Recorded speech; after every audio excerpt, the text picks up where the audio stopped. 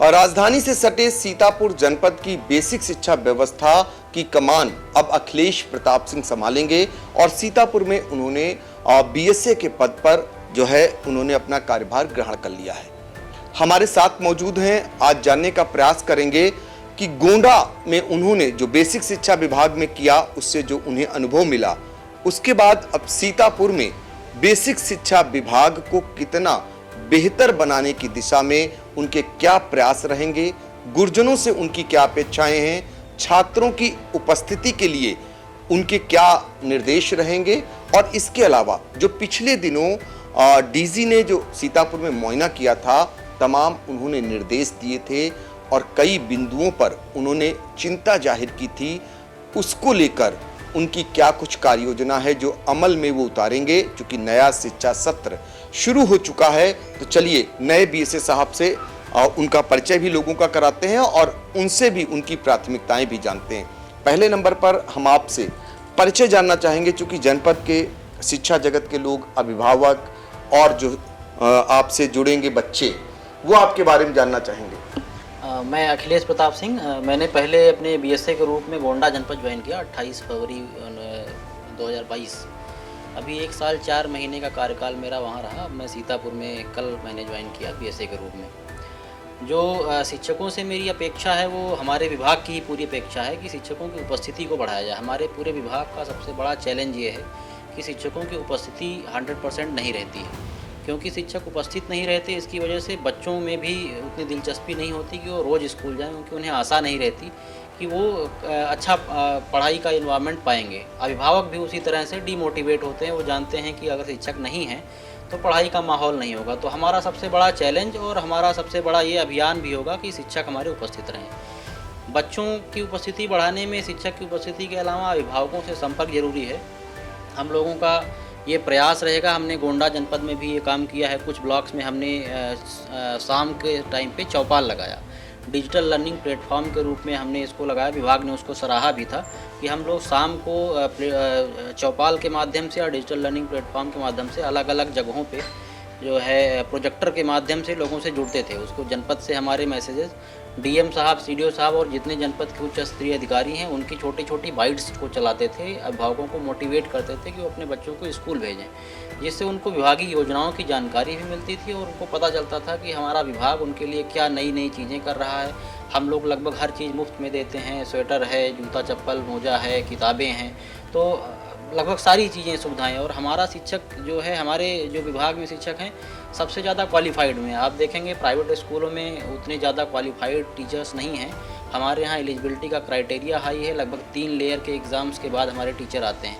तो very well qualified हैं। बस उनको जगाने की ज़रूरत है, उनको ये समझने की ज़रूरत है कि उनकी जो रिस्पॉन्सिबिलिटी है, उनका जो कर्तव्य है उसको निभाएं। विभाग की तरफ से भी हमारे कुछ दायित्व हैं जिसको हम लोग निभाएंगे। अभी सर शिक्षकों का ट्रांसफ़र एक भारी मात्रा में पूरे प्रदेश में हुआ जी। सीतापुर से लगभग 900 प्लस शिक्षकों का ट्रांसफ़र बिहार जनपद हुआ, जबकि सीतापुर में केवल 400 समथिंग टीचर्स ही आए हैं। ऐसे में भारत सरकार की जो एक महत्वाकांक्षी योजना है निपुण लक्ष्य को प्राप्त करना, उसमें से कई ARP SRGs का भी ट्रांसफ़र हुआ। संकुल शिक्षक मुझे लगता है काफ़ी संख्या में गए हैं जिन्होंने गोद ले रखा था। ऐसे में इस निपुण लक्ष्य को पूरा करने के लिए क्या कार्य योजना रहेगी? ये एक चैलेंज रहा है कि गोंडा जनपद से जाने वाले टीचर्स की संख्या ज़्यादा थी, हालांकि वो कम हो गई है। जो 900 संख्या थी उसमें से लगभग 300 लोग छट गए हैं। आप सभी को पता होगा कि 69,000 भर्ती वाले लोगों के ऊपर ट्रांसफ़र पे रोक लग गया है, तो शिक्षक हमारे वो रुक जाएंगे। तो एक चैलेंज ये रहा है। और निपुण के लिए हम लोगों की कार्य योजना ये रहेगी कि हम लोग शिक्षकों की उपस्थिति बढ़ाएँ। दूसरा, निपुण चैलेंज के रूप में हम लोग जो एक इनिशिएटिव लॉन्च करेंगे, जिसमें हम लोग जनपद से ही एक निपुण चैलेंज के रूप में लोगों को चैलेंज देंगे टीचर्स को। जो लोग निपुण चैलेंज को एक्सेप्ट करेंगे उनको हम महीने, 2 महीने, 3 महीने का मौका देंगे कि अपने विद्यालय की करंट स्थिति से आगे सुधार वो दिखाएं। अगर वो सुधार दिखाते हैं तो हम लोग उनको जनपद स्तर पे, प्रदेश स्तर पे सम्मानित भी कराएंगे और कोशिश करेंगे कि बड़े अधिकारी डीएम साहब, सीडीओ के साथ उनका इंटरेक्शन कराएं। कॉफ़ी विद डीएम या कॉफ़ी विद सीडीओ, इस तरह की भी योजनाएँ हम चलाएँ जिससे वो लोग मोटिवेट हों। ये बड़ी पहल होगी। देखिए, हम रोकना चाहेंगे, नए बीएसए की ये बड़ी पहल होगी कि बच्चों को जो बेसिक स्कूलों में पढ़ रहे हैं, क्योंकि हर एक बच्चा जो है एक कोई न कोई आइडियल किसी को मानता है। ऐसे में सीतापुर में एक बड़ी पहल करने का आपका इरादा है कि वो coffee with DM, coffee with CDO, ये आईएएस के पद होते हैं, बहुत सारे बच्चों में आईएएस बनने की ललक होती है और ऐसा प्रयास आपका सार्थक रंग लाए, ये आई इंडिया भी आपको बधाई देगा, शुभकामनाएं देगा।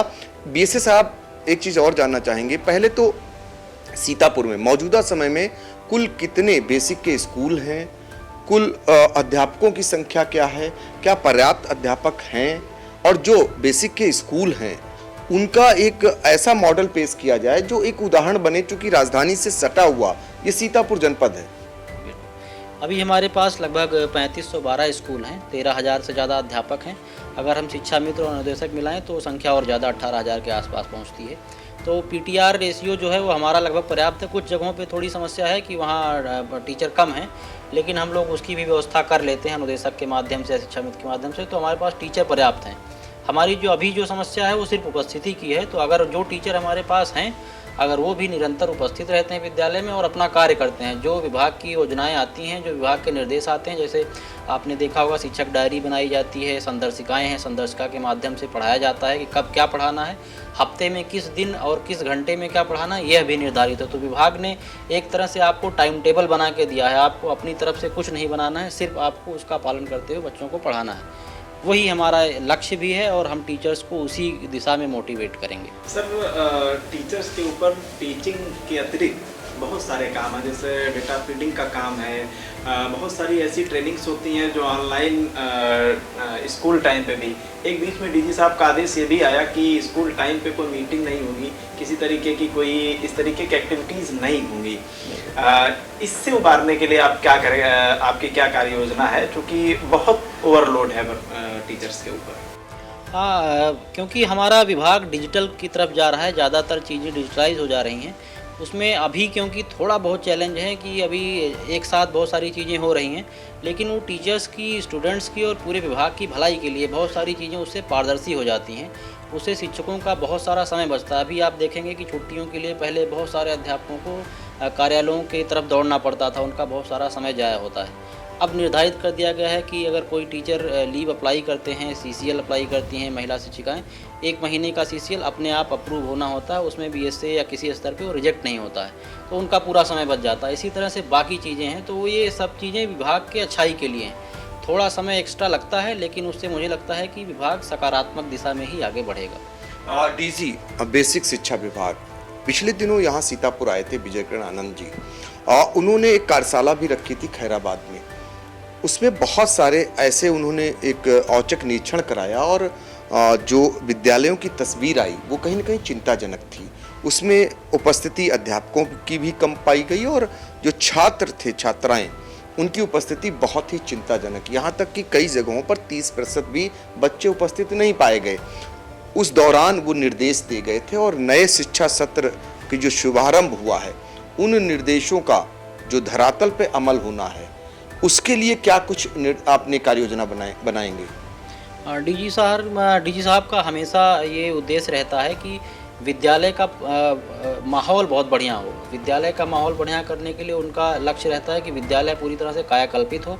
बहुत सारे निर्देश विद्यालयों के कायाकल्प के लिए मिले थे, उसके लिए सीडीओ साहब की अध्यक्षता में हर हफ्ते मीटिंग हो रही है यहाँ पे और कायाकल्प के कार्य किए जा रहे हैं। उपस्थिति के लिए, बच्चों की उपस्थिति और अध्यापकों की उपस्थिति के लिए हम लोग ये करेंगे कि निरीक्षण को और अधिक बढ़ाएंगे। अभी यहाँ पे बीओज़ का निरीक्षण और डीसीज़ का निरीक्षण तो होता है, लेकिन डिस्ट्रिक्ट टास्क फोर्स और ब्लॉक टास्क फोर्स के बहुत सारे मेंबर अंतर विभागीय हैं, दूसरे विभागों के हैं।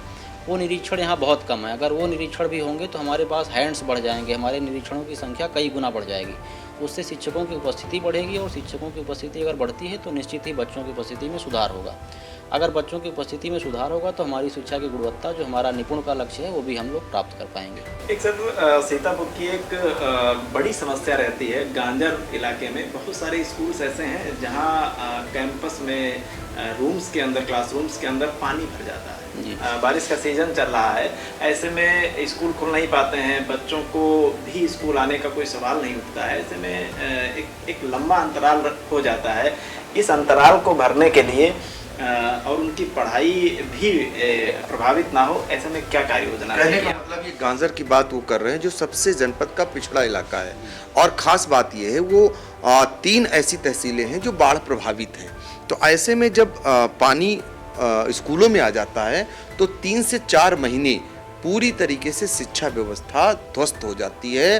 तो उनके लिए अलग से क्लासेस, ऐसे कोई प्रबंध बेसिक शिक्षा विभाग करे कि वो बच्चे जो पानी के बीच में घिरे होते हैं उनकी पढ़ाई नियमित बनी रहे, ऐसा प्रबंध करने की कोई कार्य योजना? हाँ, ऐसा प्रबंध विभाग ने ऑलरेडी किया हुआ है। हमारी जितनी भी किताबें आती हैं उसमें आप हर एक चैप्टर पे एक बार कोड देखते हैं, और हमारा दीक्षा ऐप, अगर दीक्षा ऐप के माध्यम से उस बार कोड को स्कैन किया जाए तो उस पूरे चैप्टर को पढ़ाता हुआ एक अच्छा वीडियो हमारे ही टीचर्स के द्वारा बनाया हुआ उपलब्ध हो जाता है। तो बच्चे चाहें तो दीक्षा ऐप के माध्यम से वो घर पे उस पूरे चैप्टर को पढ़कर समझ सकते हैं बहुत ही अच्छी तरीके से।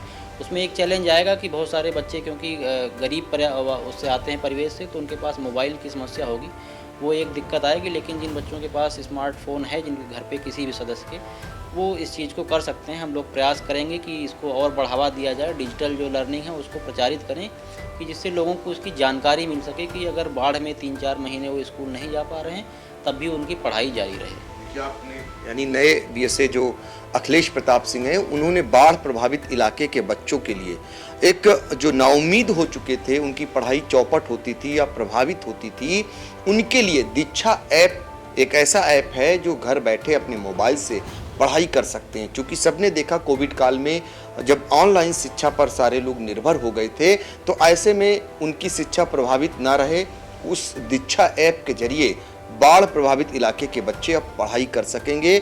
और ये भी आपको बता दें, सीतापुर के ऐसे करीब 100 विद्यालय होंगे जो बेसिक के, जो बुरी तरह पानी से घिर जाते हैं। अब उनके लिए 3 महीने शिक्षा से वंचित रहने की ज़रूरत नहीं है। बीएसए साहब, ये तो बातें हो गई, बहुत सारे आपके निर्देश, बहुत सारी आपकी अपेक्षाएं उन गुरजनों के लिए जो देर से आते हैं जल्दी चले जाते हैं, उन गुरजनों के लिए जिनकी छुट्टियां लंबे समय तक रहती हैं, अनुपस्थिति रहती है, वो निरीक्षणों में उजागर भी होता है। और ख़ासकर चूँकि राजधानी से सटा सीतापुर जनपद है, यहाँ बहुत सारे बड़े बड़े लोग भी यहाँ नियुक्त होंगे, बड़े बड़े फ़ोन भी आते होंगे। शिक्षा व्यवस्था सुचारू चले, उन गुरजनों से आपकी अपेक्षाएं क्या हैं, निर्देश क्या रहेंगे, और उनकी सुरक्षा की भी बात करेंगे। चूँकि आराधना तिवारी हत्याकांड जो प्रदेश में यहाँ सुर्खियाँ बना था, चूँकि महिला जो शिक्षिकाएँ हैं वो अगर बहुत इंटीरियर में जाती हैं तो उनके लिए सुरक्षा व्यवस्था भी बनाए रखना आपकी जिम्मेदारी रहता है। तो ये सब सोच करके आगे ये व्यवस्था सही चले, इसके लिए क्या कुछ कहना चाहेंगे? जो अच्छे शिक्षक हैं उनकी सुरक्षा और उनकी सुविधा की जिम्मेदारी हमारी है, इसीलिए हमारा COG नंबर भी हमेशा 24 घंटे उपलब्ध रहता है। मैं सारे फ़ोन्स उठाता हूं, अगर नहीं उठा पाता हूं तो कॉल बैक ज़रूर करता हूं। सारे मैसेजेस का मैं पर्सनली जवाब देता हूं। तो जो हमारे शिक्षक हैं उनके लिए मैं हमेशा एक्सेसिबल हूं, ऑफिस में भी एक्सेसिबल हूं और मोबाइल पे भी। अगर उन्हें कभी कोई दिक्कत होती है तो डायरेक्ट वो किसी के सोर्स के माध्यम से नहीं बल्कि प्रत्यक्ष रूप से अपनी बात मुझसे कह सकते हैं, मैं उसका समाधान कराऊँगा। जो शिक्षक ऐसे हैं जो किसी वजह से स्कूल नहीं जाते हैं या इधर उधर से जुगाड़ लगाते हैं, सोचते हैं कि विद्यालय ना जाना पड़े, तो ऐसे शिक्षकों के लिए मैं बताना चाहता हूं कि ऐसे शिक्षकों को मैं कोई रियायत नहीं देने वाला हूं। अगर मैं जांच के बाद कार्रवाई करता हूं तो मैं पूरी तरह से अच्छे से उसको फिर निभाता हूं, कभी मैं उस पर कोई छूट नहीं देता हूं। तो ऐसे लोगों को सावधान रहने की ज़रूरत है, वो सुधर जाएँ, क्योंकि मैं कार्रवाई में पीछे नहीं हटता हूँ। लेकिन जो अच्छे हैं उनको मैं पूरी तरह से सपोर्ट भी कर सकता हूँ, उन्हें कोई दिक्कत नहीं आएगी।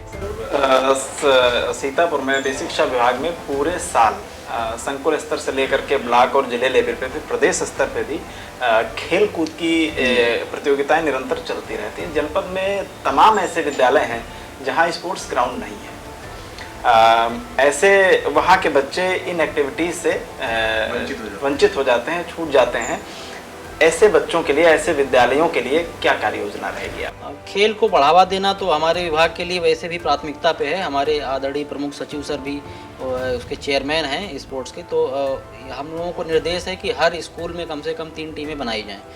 मेरा ये प्रयास रहेगा कि हम लोग ब्लॉक स्तर पे स्पोर्ट्स का एक पूरा मॉडल सेटअप करें, जिसमें ऐसे शिक्षक जो स्पोर्ट्स में दिलचस्पी रखते हैं उनकी एक टीम बनाकर सेट की जाए, जो बच्चों की टीमों को बढ़ाएँ, आगे बढ़ाएँ।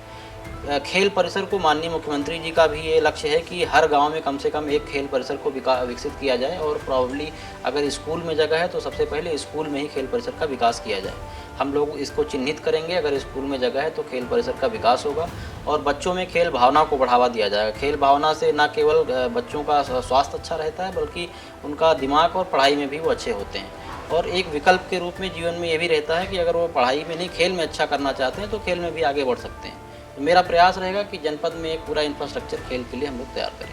बिल्कुल, तो ये तो जो शिक्षा विभाग के जो अभिभावक हैं, शिक्षकों के अभिभावक हैं, उनकी बात शिक्षकों के लिए भी हो गई। अब हम चाहेंगे कि जो छात्र छात्राओं के अभिभावक हैं उनसे क्या अपेक्षाएं हैं, क्योंकि एक जिम्मेदारी बहुत बड़ी अभिभावकों के लिए भी रहती है कि उनके बच्चे नियमित स्कूल आएं और तमाम एक्टिविटी पर नज़र रखें। उनसे आप क्या अपेक्षा करते हैं और उनके लिए क्या गारंटी देते हैं? अभिभावकों के लिए मेरी एक अपील भी होगी, क्योंकि बहुत बार लोग कहते हैं कि जो है घर का काम है या खेती का काम है, कई तरह के ऐसे काम है, उसमें बच्चों को उलझाकर स्कूल नहीं भेजते हैं। तो मेरा ये कहना है कि अगर बच्चे पढ़ेंगे नहीं तो फिर उसी काम में उलझे रहेंगे। बच्चों को पढ़ने के लिए स्कूल ज़रूर भेजें, थोड़े बहुत घर के काम सभी करते हैं बच्चे, वो करने में दिक्कत नहीं, लेकिन पढ़ाई के विकल्प के तौर पर नहीं, उसको पढ़ाई के साथ साथ वो चीज़ होनी चाहिए। दूसरा, अभिभावकों के लिए मैं ये भी कहना चाहता हूँ कि विभाग के आँख कान भी वो बन सकते हैं। अगर हमारे शिक्षक अच्छे से नहीं पढ़ा रहे हैं तो आप हमारे विभागीय जो नंबर हैं उस पर सूचित करें। कोई भी दिक्कत अगर बच्चों के स्कूल में आ रही है किसी भी तरह की, तो उसके लिए भी हम लोगों को सूचित कर सकते हैं। हम लोग उत्तरदायित्व निर्धारित करेंगे और अभिभावकों का सपोर्ट निश्चित ज़रूरी है। अगर उनके साथ जो हमारा संवाद अच्छा होगा तभी हम लोग आगे बढ़ पाएंगे। आखिरी सवाल, जो यहाँ के स्थानीय शिक्षक हैं वो बहुत दिनों से बाट जो रहे हैं कि उनका म्यूचुअल ट्रांसफ़र हो जाए, क्या शासन पर ऐसा कुछ चल रहा है? आपके द्वारा कोई प्रयास किया जाएगा? क्योंकि जब म्यूचुअल उनके ट्रांसफ़र होंगे तो उनका मन भी लगेगा, जाहिर सी बात है। वो बहुत दूर दूर तक फेंक दिए गए हैं। उनका कहना है कि उनके मन मुताबिक एक दूसरे का म्यूचुअल ट्रांसफ़र होता है तो वो और बेहतर बनाने का काम करेंगे। बिल्कुल, म्यूचुअल ट्रांसफ़र पे तो ऑलरेडी शासनादेश आ चुका है, इसकी एक पॉलिसी बन चुकी है। तो म्यूचुअल ट्रांसफ़र्स के लिए ऑनलाइन आवेदन लिए जा रहे हैं और आगे भी अंतर जनपदीय म्यूचुअल के भी लिए आवेदन लिए जाएंगे और जब अगली छुट्टियाँ होंगी तब उनको जो है म्यूचुअल ट्रांसफ़र का अवसर दिया जाएगा। देखिए, सीतापुर के नवागत बीएसए अखिलेश प्रताप सिंह जो बेसिक शिक्षा विभाग को कैसे आगे चल करके शिक्षकों से उनकी क्या अपेक्षा है, अभिभावकों से क्या अपेक्षा है और उसमें बच्चों की उपस्थिति रहे, शिक्षकों की उपस्थिति रहे, कहीं वो गर्म दिखे कहीं वो नरम दिखे। उन शिक्षकों के लिए उनकी हिदायत भी है जो आदतन अनुपस्थित रहते हैं। वो कितनी भी सिफारिश करेंगे लेकिन वो मानने वाले नहीं हैं। जांच कराकर उनके खिलाफ कार्रवाई करने की तमन्ना रखते हैं और छात्र छात्राओं को एक बड़ी पहल के तहत आने वाले दिनों में डीएम के साथ, सीडीओ के साथ एक कॉफ़ी भी वो बच्चों को पिलवाएंगे ताकि यहाँ से जो संदेश लेकर जाएं, आगे चलकर बच्चे और ऊंचाइयों तक पहुँचें। फिलहाल आपने सर आई इंडिया से बातचीत की, आपका बहुत बहुत शुक्रिया। सीतापुर से आई इंडिया के लिए भूपेंद्र दीक्षित और कैमरामैन सिद्धांत पांडे, हसन गोगा के साथ Pankaj Singh Gaur. GS Singh institute of pharmacy, Parasrai, Dhondhi, Laharpur road, Sitapur. सत्र 2023-24 के लिए प्रवेश प्रारंभ। D pharm, B pharm, PG diploma in journalism and mass communication, PG diploma in computer application.